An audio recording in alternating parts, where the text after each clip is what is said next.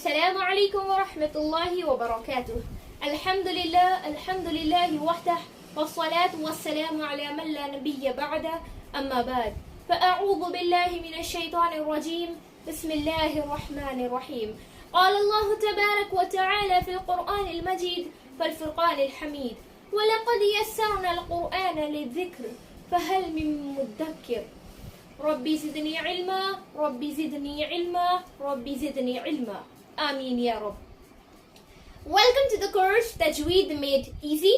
Inshallah, in today's lesson we'll be seeing what does the word Tajweed means, what are the types of Tajweed, and an outline of this course will be discussed in today's lesson. Coming to the word Tajweed. The word Tajweed means to make well, make better, or to beautify something, or to improve something. In every language, there are different kinds of words which have two kinds of meanings. In the same way, in Arabic language, especially coming to Tajweed, the word has two meanings.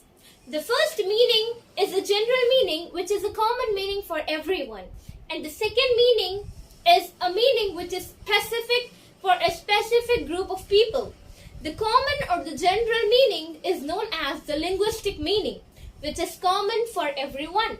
And the second one is the applied meaning, which is specific for a specific group of people. Here, the applied meaning is to pronounce every letter correctly from its proper origin, coupled with its stipulated attributes.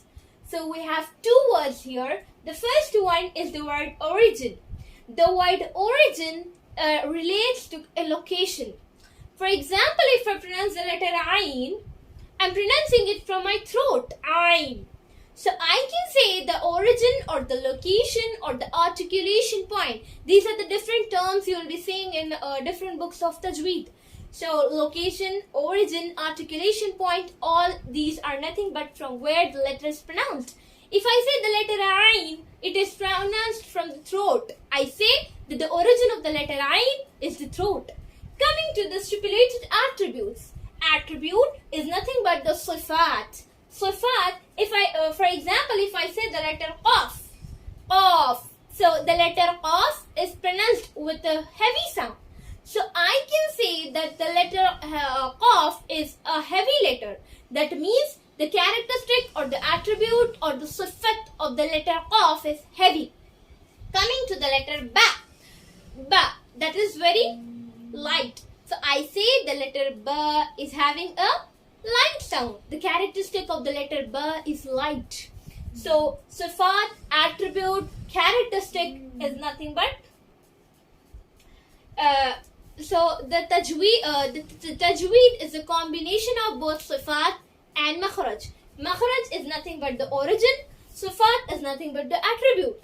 So makhraj and sifat, both of this combine and it completes the word Tajweed.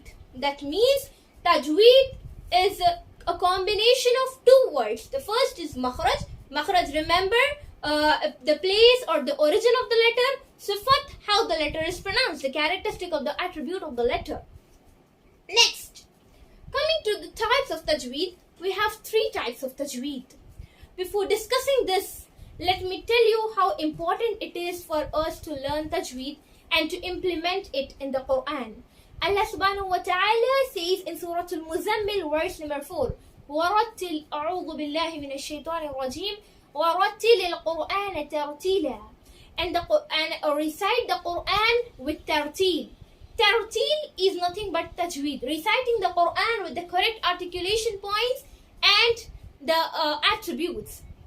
Also, if a person learns Tajweed, he or she will safeguard from making major errors. We don't have any idea how many major mistakes we have been making till date without implementing Tajweed in our recitation. So for example, Allah subhanahu wa ta'ala says in Surah Al-Anfal, ayah number 2, أعوذ بالله من الشيطان الرجيم.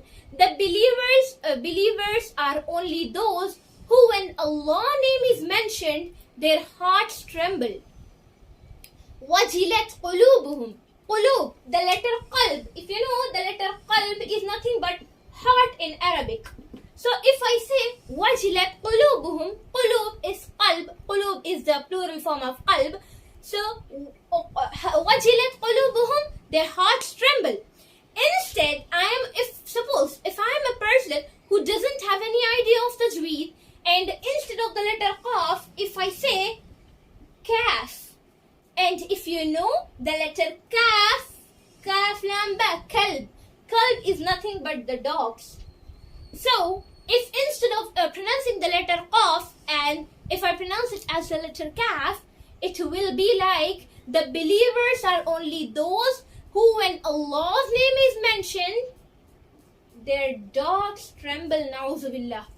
So this is a very dangerous mistake which a person can make. So likewise, there are thousands of examples like this in the Quran, not just this example, and we need to correct those mistakes. So many people just brush up with these topics and they feel that okay, we have done tajweed, but no, until and unless you practice it from your own tongue, you cannot get any kind of perfection in tajweed. So it is very important for each and everyone for us to learn the theory as well as the practical part in tajweed. So inshallah, first few lessons will be doing a theory part and the other will be the practical part. So coming back to the lesson, there are three types of tajweed. The first one is makharij, the second one is sifat, and the third one is ahkam. Makharij, as I have explained earlier, the origin or the location or the articulation point, all these words, do not get confused, are the same. Makharaj is nothing but from where the letter is pronounced. So I have written few examples here: tongue, throat, lips. For example, if I take the letter ba, I'm pronouncing it with my lips. Let's take the letter ra, I'm pronouncing it with my tongue. Let's take the letter ain, I'm pronouncing it with my throat. So it is nothing but the articulation point from where the letter is pronounced. The second one is sifat. Sifat is nothing but how the letter is pronounced, how you are going to pronounce the letter. That is it heavy? Is it light? Are you going to stretch there? Are you going to compress the letter? How you are going to pronounce the letter? Is the air going to flow while pronouncing the letter? Is there any stop of air?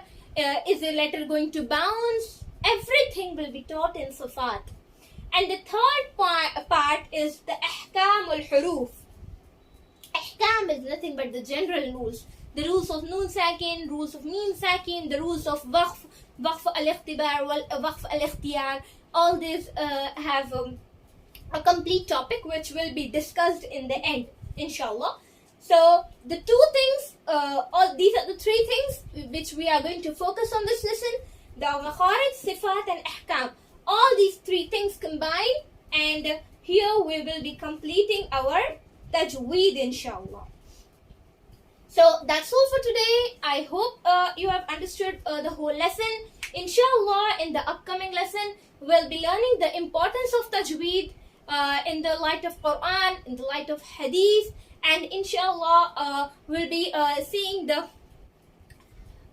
from where actually the tajweed came into existence, and what are the major rules, what are the pillars of tajweed, what are the benefits of learning tajweed. Inshallah, everything will be taught in the